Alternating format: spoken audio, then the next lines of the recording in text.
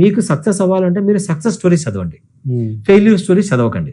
మీరు అచీవ్ చేసిన people stories చదవండి బాగా. ఇప్పుడు మీరున్న రంగంలోనే ఇప్పుడు సపోజ్ మీరు ఐఏఎస్ రాస్తున్నారు, కలెక్టర్ అయ్యారు, the best collector person in India, the best person మన స్టేట్ లో ఎవరున్నారు, అతని యొక్క లైఫ్ బయోగ్రఫీ, అతను చేసే పనులను మీరు చూడండి, చేసి మిమ్మల్ని మీరు మోటివేట్ చేసుకోండి. ఇప్పుడు అతను సక్సెస్ అయ్యాడు అంటే అతని మైండ్ నుంచి పాజిటివిటీ ఉంటేనే అతను సక్సెస్ అయ్యాడు.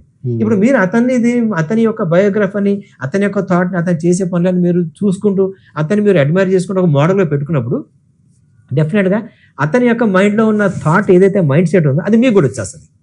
సో దీనివల్ల డిటర్మైన్ అవుతుంది. ఇప్పుడు మీరు చెప్పిన ప్రకారం మీరు 50 కేటగిరీ చేసి ఇంతమంది ఉన్నారంటే ఇప్పుడు అతనికి పర్సనల్ గా అతని మైండ్ లో ఫీడ్ అనే దాన్ని బట్టి అతను ఎక్కడ చూసుకుంటాడా, దాన్ని సక్సెస్ గ్రూప్ లో చూసుకుంటాడా లేకపోతే అన్సక్సెస్ గ్రూప్ లో చూసుకుంటాడా అనేది ఇంపార్టెంట్. అది సో ఈ విధంగా డిటర్మైన్ అవుతుంది ఇది.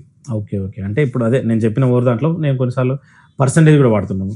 అంటే ఒక 100% అంటే మందిలో కేవలం 1 to 2% మాత్రమే సక్సెస్ అవుతారు అన్నప్పుడు వాడు ఎట్లా ఆలోచించడం దాని మీద డిపెండ్ అయ్యి.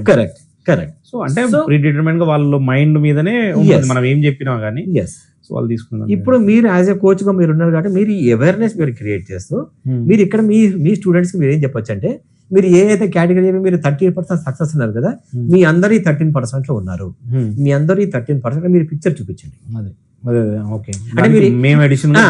అంటే మీరు ఇన్ఫర్మేషన్ ఇస్తున్నారు బానే ఉంది, బట్ ఆ ఇన్ఫర్మేషన్ ని ఎదుటి వాడికి ఓపెన్ గా వదిలేసి నీ ఇష్టం తీసుకో అన్నారనుకోండి, అతను ఎలా తీసుకోవచ్చు.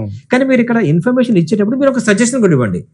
ఎన్ష్యూర్ దట్ మీ 13% లో మీ అందరు ఉన్నారు, ఈ 13% లోనే మీరు అందరు జాబులు చేస్తున్నారు అనేది మీరు వాళ్ళకి ఒక మైండ్ లో ఒక థాట్ వేసారు అనుకోండి, అది ఫీల్ అవుతారు. సో ఎప్పుడైతే మనం అలాగా థాట్ పెట్టినప్పుడు ఆ థాట్ ఏమవుతుందంటే మైండ్ లోకి వెళ్ళి మేమందరం 13 గ్రూప్ లో ఉన్నామా అని ఒక ఎమోషనల్ గా హార్ట్ లో ఎమోషన్స్ దాని యొక్క ఫీలింగ్స్ జనరేట్ చేసినప్పుడు మైండ్ ఏం చేస్తుంటే దీన్ని ఒక పాజిటివ్ గా తీసుకొని దీన్ని ఇలాగే బిల్డ్ చేస్తుంది. మీరు వచ్చిన ప్రతిరోజు మీరు లాస్ట్ లో మీరు ఇదే చెప్పాలి, అయిపోయిన తర్వాత ఎన్ష్యూర్ మీరు డైలీ మీరు ఇక్కడ నుంచి మీరు అనాలి మీరు సక్సెస్ గ్రూప్ లో మీరు ఉన్నారు, ఈ సక్సెస్ గ్రూప్ లో మీరు ఉన్నారు అని అతని మైండ్ లో మీరు మన విజువలైజేషన్ ఇమాజినేషన్ కదా, ఇమాజినేషన్ విజువలైజేషన్ చేయడానికి మీరు ఇన్పుట్ ఇస్తుండాలి డైలీ.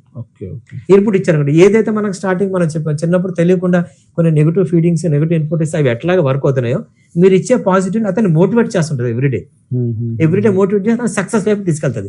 అతను కూడా ఏంటంటే 13% మేము ఉన్నాము అని అతను ఏం చేస్తారు, ఆ 13 కేటగిరీ దాంట్లో అతను వాళ్ళని వాళ్ళు చూసుకుంటూ ఉంటారు. ఓకే మేము కూడా ఉన్నాము అన్నదాన్ని.